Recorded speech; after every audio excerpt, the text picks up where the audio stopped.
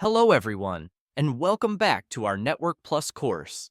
In this lesson, we'll cover three main areas: device hardening, network access control, NAC, and security rules. First, let's talk about device hardening. Device hardening involves securing network devices by reducing their vulnerabilities and minimizing potential attack surfaces. One fundamental practice in device hardening is disabling unused ports and services. Every open port and active service on a device represents a potential entry point for attackers.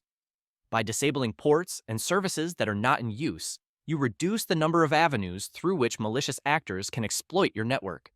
Another critical aspect is changing default passwords.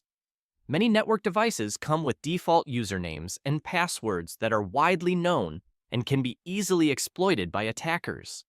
Changing these defaults to strong, unique passwords significantly enhances the security of your devices.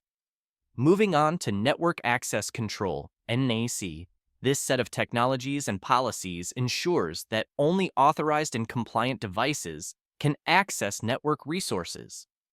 One of the primary components of NAC is port security. Port security involves restricting access to specific physical ports on network switches. By configuring port security, you can limit the number of MAC addresses that can be associated with a single port. This prevents unauthorized devices from connecting to the network through open ports. Another essential feature is MAC filtering. MAC filtering allows administrators to create a whitelist or blacklist of MAC addresses that are permitted or denied access to the network. By only allowing devices with approved MAC addresses to connect, you add an extra layer of security, ensuring that unauthorized devices cannot gain entry.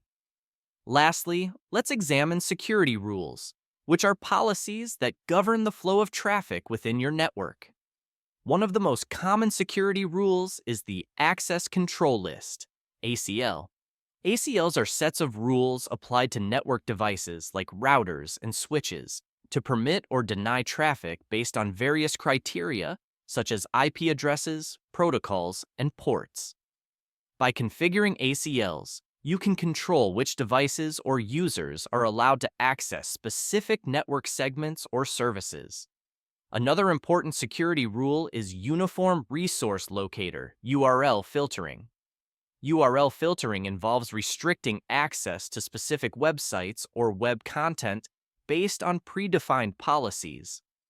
This is particularly useful for preventing access to malicious websites, enforcing acceptable use policies, and reducing the risk of phishing attacks. In summary, applying network security features, defense techniques, and solutions is essential for protecting your network from a wide array of threats. Thank you for joining us today, and see you next time.